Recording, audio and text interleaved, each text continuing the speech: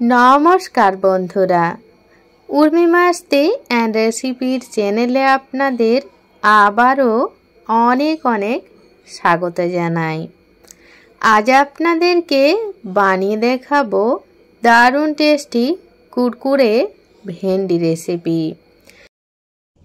তার জন্য দেখুন আমি এখানে নিয়ে নিয়েছি পরিমাণ মতো ভেন্ডি, আর এই ভেন্ডিগুলো খুব ভালোভাবে ধুয়ে পরিষ্কার করে নিয়েছি।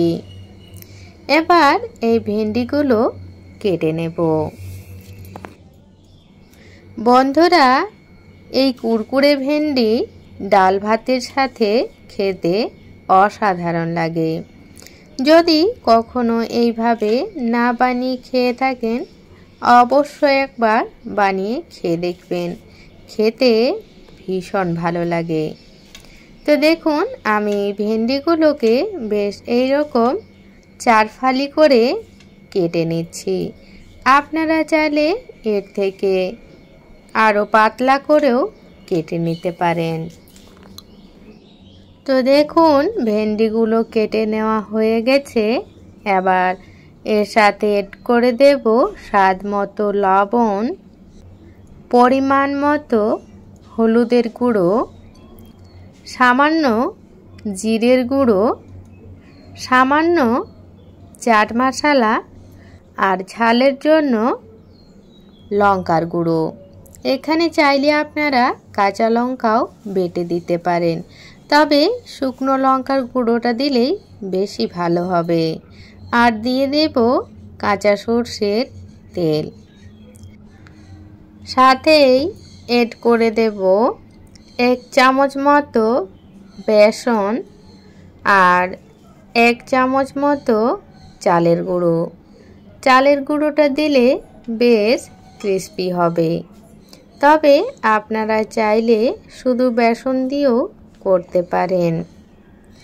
এরপর সমস্ত উপকরণ খুব ভালোভাবে মাখিয়ে নেব। আর বন্ধুরা, আমি এখানে চাট মশলার ব্যবহার করেছি, আপনারা চাইলে লেবুর রসও দিতে পারেন। আর এই যে দেখুন সমস্ত উপকরণ খুব ভালোভাবে মাখিয়ে নেওয়া হয়ে গেছে। এবার ভেজে নেওয়ার পালা। তার জন্য কড়াই ভালো মতো গরম করে নিয়েছি, আর তাতে দিয়ে দিচ্ছি পরিমাণ মতো সরষের তেল। আমি সরষের তেলে দিয়েছি, আপনারা যে কোনো কুকিং অয়েল দিতে পারেন, তবে কি সরষের তেলে করলে খেতে বেশি ভালো লাগবে। তো দেখুন তেলও গরম হয়ে গেছে।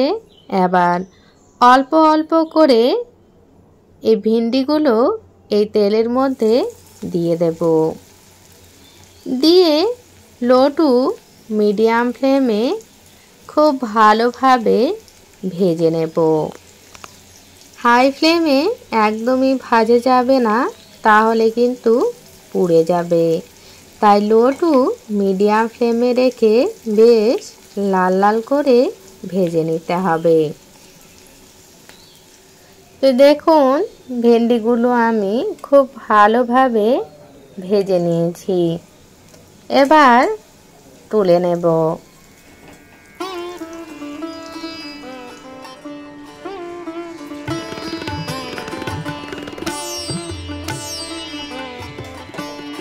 আর বাকি ভেন্ডিগুলো ওই একইভাবে ভেজে নেব। আর এই যে দেখুন বন্ধুরা, কুরকুরে ভেন্ডি আমার সম্পূর্ণ রেডি হয়ে গেছে পরিবেশন করার জন্য। আর দেখুন কতটা ক্রিস্পি হয়েছে। আপনারাও এইভাবে বাড়িতে কুরকুরে ভেন্ডি তৈরি করে ডাল ভাতের সাথে পরিবেশন করুন, দেখবেন খেতে ভীষণ ভালো লাগবে, সাথে আর কিচ্ছুটি লাগবে না। তো আজ এই পর্যন্ত রাখলাম বন্ধুরা। আমার আজকের এই ছোট্ট রেসিপিটি আপনাদের কেমন লাগলো অবশ্যই কমেন্ট করে জানাবেন। ভালো লাগলে অবশ্যই একটা লাইক করে দেবেন। আজ তাহলে আসি বন্ধুরা, দেখা হচ্ছে নেক্সট দিন আরও অন্য কোনো এক রেসিপির সাথে।